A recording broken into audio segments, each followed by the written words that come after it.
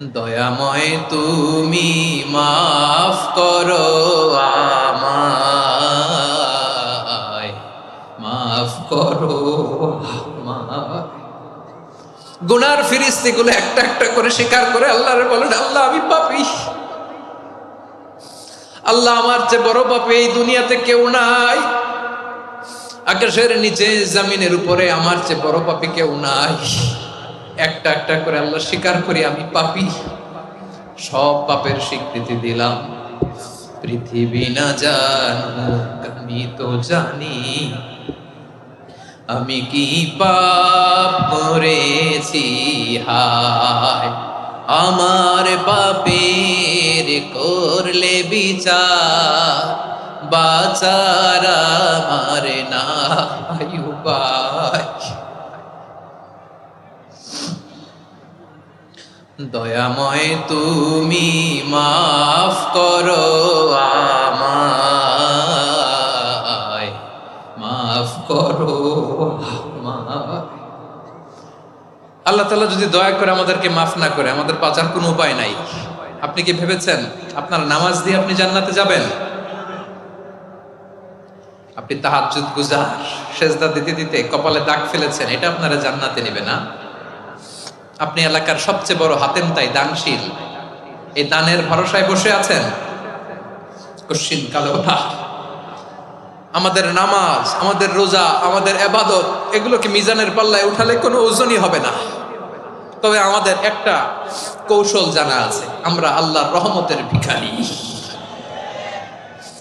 আমরা সেদিন আগেই গুনার স্বীকৃতি দিয়ে দেব।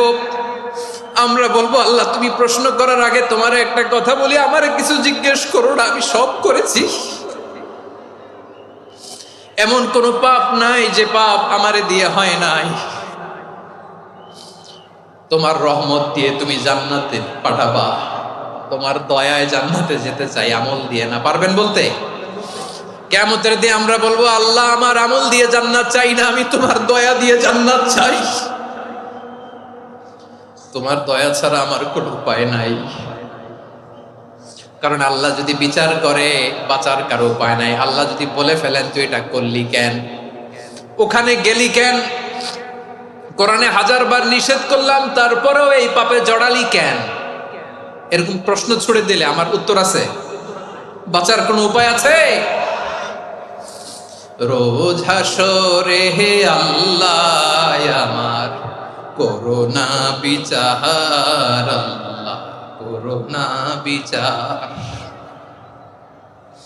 বিচার চাহি না তব দয়া চাই, এ গুনাহগার,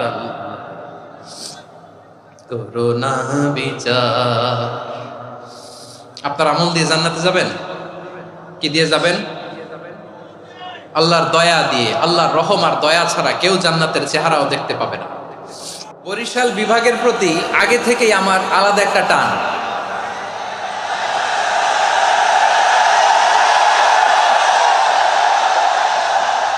আলহামদুলিল্লাহ, আলহামদুলিল্লাহ, মাশাআল্লাহ। এই গণজোয়ারকে আল্লাহ তাআলা ইসলামের পক্ষে কবুল করে নিন। এই প্রাণ ঢালা উচ্ছ্বাস, ভালোবাসা, এটা কোরআনের জন্য, ইসলামের জন্য, ঠিক কিনা বলেন? কোন অপশক্তি এই গণজোয়ারকে ঠেকাতে পারবে না। কারণ যে ভালোবাসা আল্লাহর জন্য হয় সেটাকে ঠেকানো যায় না, ঠিক কিনা বলেন? আমার প্রাণ প্রিয় পটুয়াখালীবাসী ভাইরা, শ্রোতা যাদেরকে দেখতে পাচ্ছি বেশিরভাগের বয়স 15 থেকে 25। জেনজি, যেখানেই যাই জেনজি আমারে ছাড়ে না। মাশাআল্লাহ, এরাই আগামীর বাংলাদেশ, এরাই বাংলাদেশ। এদের হাতে নিরাপদ আমার লাল সবুজের পতাকা,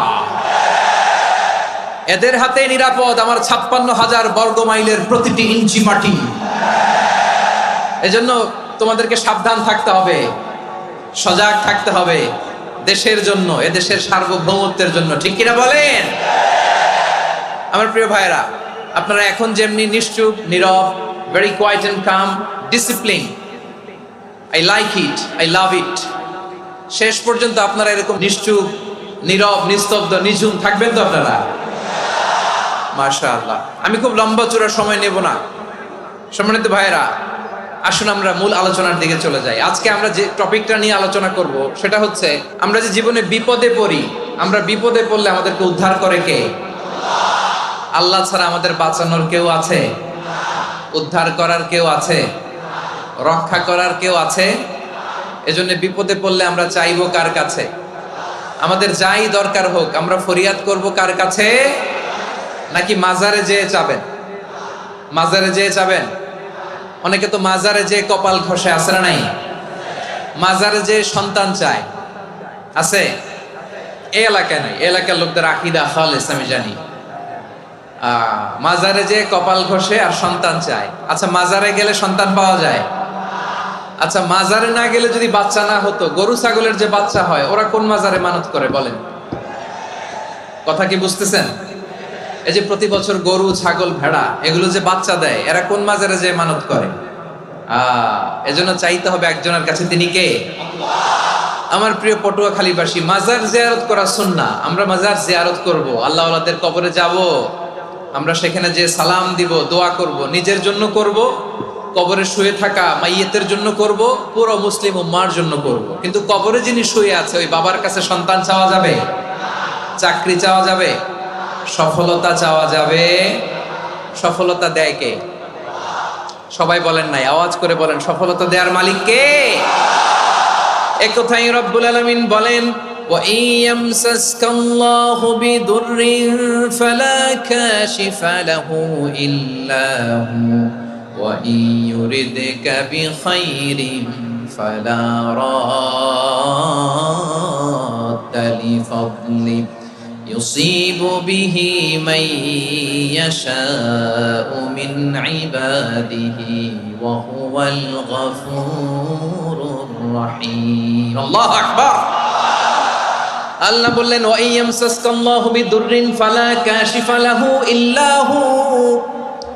আল্লাহ যদি তোমাকে কোনো বিপদ স্পর্শ করায়, আল্লাহ যদি তোমারে কোনো বিপদে ফেলে দেয়, ওই বিপদ থেকে উদ্ধার করার তিনি ছাড়া আর কেউ নাই। জোরে বলেন ঠিক কিনা?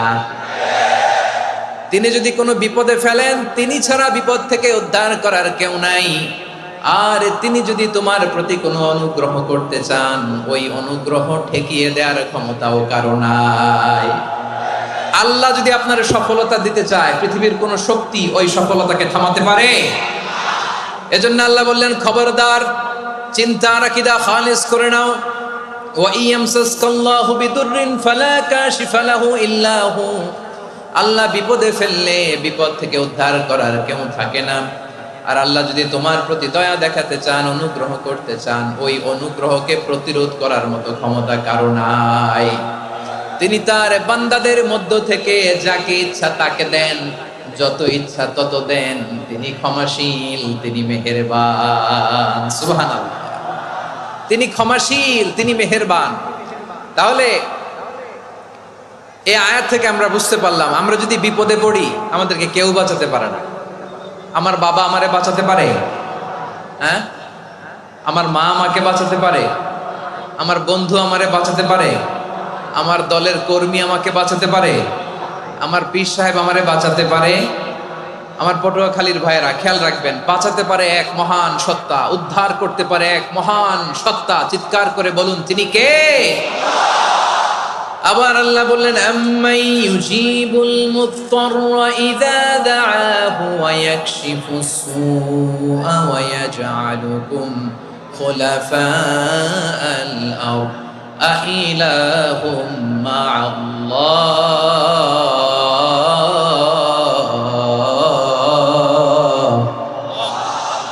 ক্বালিলাম মা তাযাক্কারুন। রব্বুল আলামিন বলেন, বিপদে পড়ে কাতর কণ্ঠে চিন্তাগ্রস্ত হয়ে যখন কেউ ফরিয়াদি হয়ে আল্লাহর ডাকে হাত তোলে, তখন এই ব্যক্তির ডাকে সাড়া দেয় কে?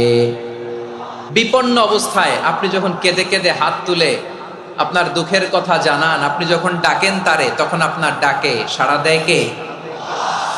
আল্লাহ বলে, আমি সাড়া দেই। তোমাদের বিপদকে মুক্ত করে দেয় কে? ওই আল্লাহর সাথে কোনো উপাস্য আছে নাকি? কিন্তু খুব অল্প সংখ্যক লোকই তোমরা উপদেশ গ্রহণ করো। কথাটা কার? তাহলে বিপন্ন